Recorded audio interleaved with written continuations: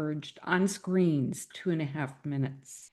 And in 2012, we found that attention spans went down to an average of 75 seconds. And then starting 2014, 2016, we found that. Good morning, and thank you for joining us on the stream. I'm Lauren Winfrey. Happening right now in Dearborn, police giving an update on a gas station shooting in Romulus. We've been following this all morning. Let's listen in. The information provided in today's press conference is preliminary and subject to change. At this time, Chief Sheen. Thank you, Daniel. Thank you for being here. Early this morning, 2 Dearborn police officers were shot while attempting to take an armed subject into custody. I'm grateful to report that both of these officers have been released from the hospital and recovering at home with non-life-threatening injuries. We are incredibly thankful that the officers are going to be okay. Now, once again, this remains an active investigation, and so things may change. At approximately 2:15 a.m., Dearborn police officers responded to the Pantheon nightclub in the area of Oakman Boulevard and Michigan Avenue on a report of an armed subject arguing with people. When officers arrived, they made contact with the subject. The subject refused to cooperate with their directions and ultimately fled the area in a flatbed tow truck. Officers initially pursued that vehicle in their marked scout cars at low speeds, but at one point they terminated the pursuit at a certain point during as they were pursuing the vehicle. We did that intentionally because our plainclothes special operations officers took over the pursuit, but it's not really a pursuit. They follow it in a plainclothes capacity. We do that intentionally so that we can prevent a high-speed pursuit in the city, putting people at risk. So unbeknownst to the suspect, he was being followed by our special operations officers. Now, they followed him to the area of Van Born Road and Inkster Boulevard at a Citgo gas station, where in the gas station, the suspect exited the flatbed tow truck. Our officers took that opportunity to try to safely take him into custody. But I want to be clear, these officers have badges that are displayed, they're emblazoned with police on their shirts, and they even have red and blue lights that they activate to make it very clear that they're police officers. As they attempted to take the subject into custody, they were immediately met by gunfire, and 2 Dearborn police officers were then struck. Several officers on scene returned gunfire.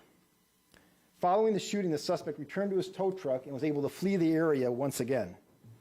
While some officers rendered aid to the shot officers, other officers followed the suspect once again, pursuing him in marked scout cars.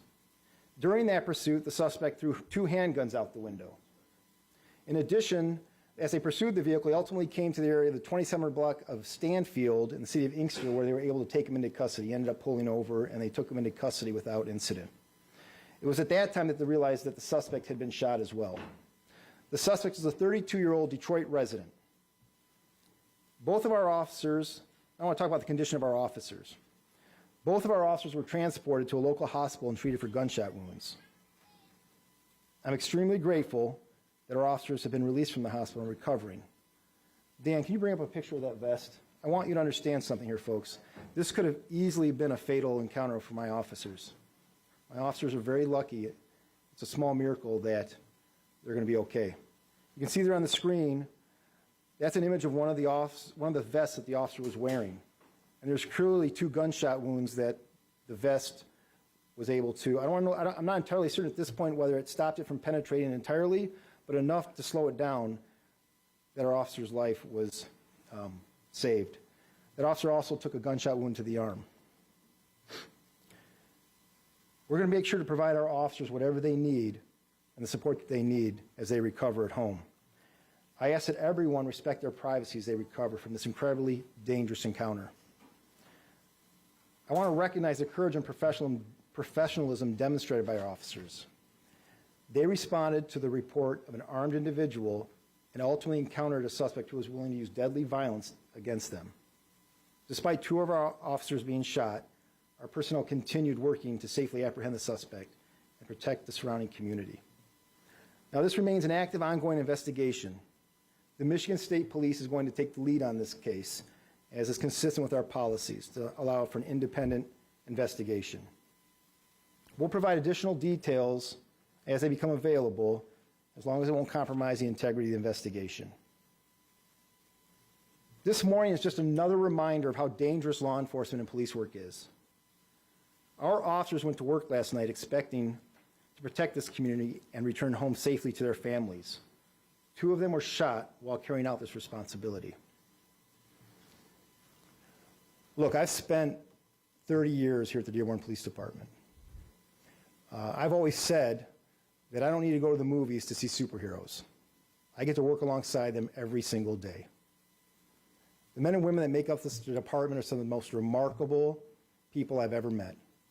It's been an honor of my life to serve alongside them. I mean, it's been a busy time here in Dearborn if you've been paying attention. Just 2-3 days ago, we had a demonstration that descended on our community. My officers were yelled at, spit at, called all kinds of names. It was terrible. But in spite of that, they come to work every single day, and they conduct themselves with professionalism and integrity to keep this community safe. There's one thing about Dearborn that I can tell you. This community stands behind their police department.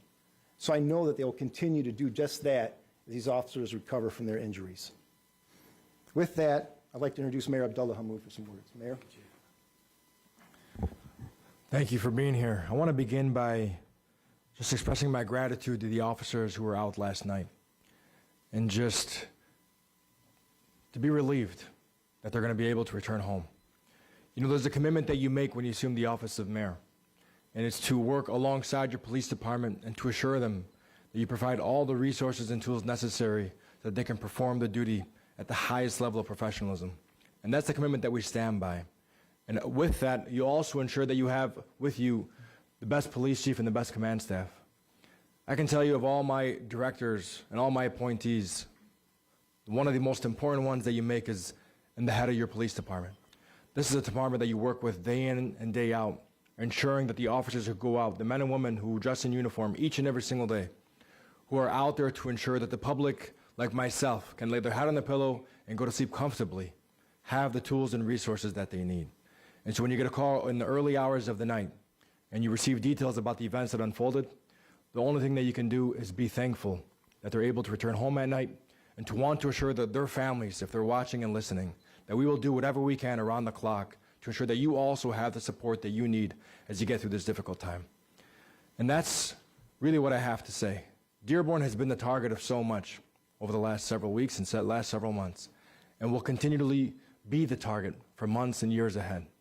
I've been in the city my whole life, and the events that have unfolded over this last week are not new to our community. But what I can tell you, this police department, our officers show up day in and day out without making any excuses. They're out there, they're in uniform, and they're doing what they took an oath to do, to uphold the public good and to ensure the safety of each and every single individual that resides in the city or also patronizes the city. Thank you. Thank you, Mayor. There's just one last thing I wanted to add. I really want to thank all the agencies that responded to the scene. They came from near and far.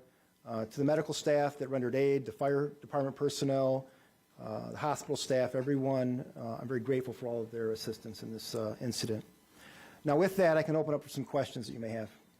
So this morning when we were out there, it looked like there may be 3 different scenes, obviously the Citgo and Upspeaker. Are you able to confirm how many there were and then walk us again through, how officers and the suspects went through each one?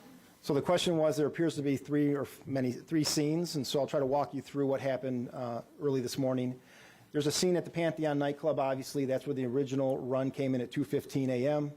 And then the secondary scene where the first stop was made would be at Inkster and Van Born Road at that gas station. And that's where our officers were fired upon and they returned gunfire. And then there's a third scene in the 2700 block of Stanfield because the suspect was able to get back into his tow truck. And he ended up stopping there after being pursued. And they took him into custody. It also might be confusing because, like I mentioned before, some handguns were thrown out of the window. And so if you see officers in other areas, they're recovering those items of evidence. Yeah, he finally came to stop on his own, correct.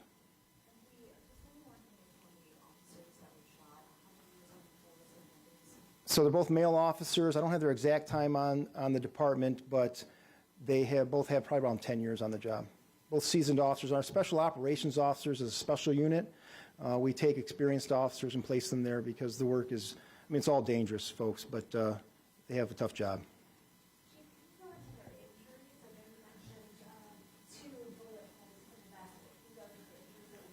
Yeah, so I'll tell you that the vest accomplished part of its job, but I don't want to speak entirely and say that it prevented the bullet from penetrating through the vest. So an officer has some wounds on his stomach from being shot, and another and in his arm.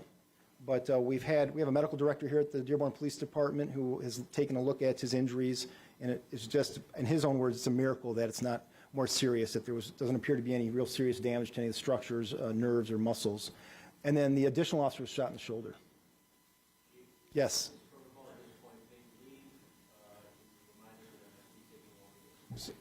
So the question is the status of the officers and their leave. They are going to be on paid leave pending this investigation. Look, we take care of our officers here, and we're going to make sure they're taken care of and their families. We're going to make sure they have the time off that they need, that they get the mental health care that they need, and then they'll come back when they're ready to. But to answer your question, right now they're on paid leave.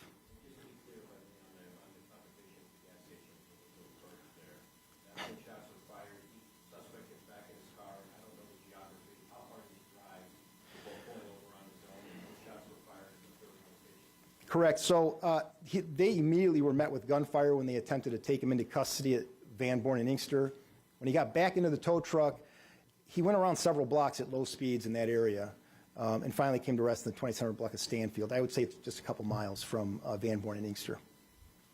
Yeah. Just to get some clarity, you're saying that the suspect that was initially pursued from the Pantheon was the one firing the shot at the gas station?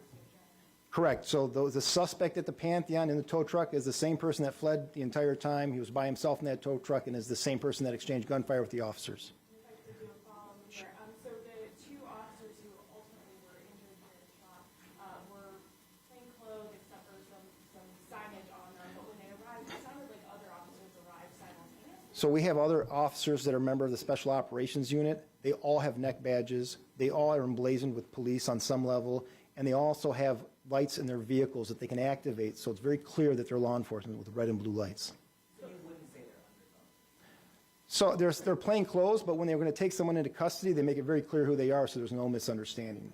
You could theoretically be in the store with the plainclothes officer and not realize that they're an officer if they're intentionally trying to conceal their identity, but we make it's policy and practice, obviously, that they know they're the police when we take people into custody. I want to be very clear about that.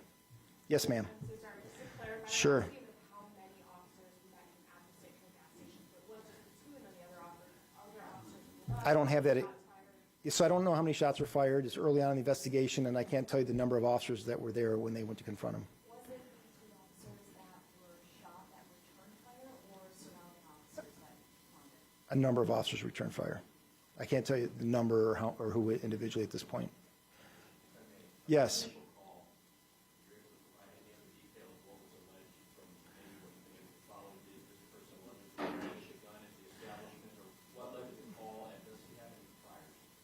So the question is what led to the call, the circumstances surrounding that call. I can tell you that it came in as a brandishing, that there was an argument, and that there was an individual in a tow truck waving a gun around.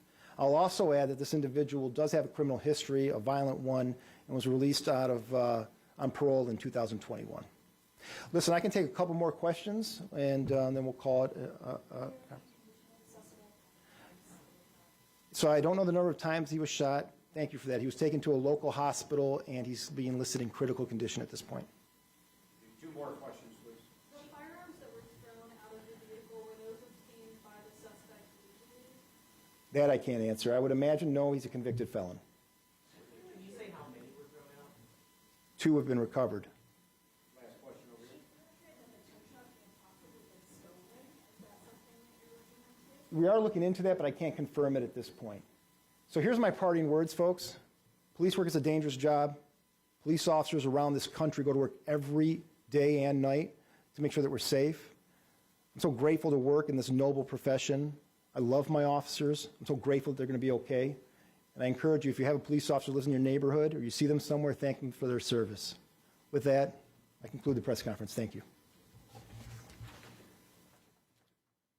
Thank you, Chief. Thank you, Mayor. Thank you, command staff. So that concludes our press conference. As Chief Shaheen indicated, this is an active and ongoing investigation, and all information provided today is subject to change as the investigation continues to develop.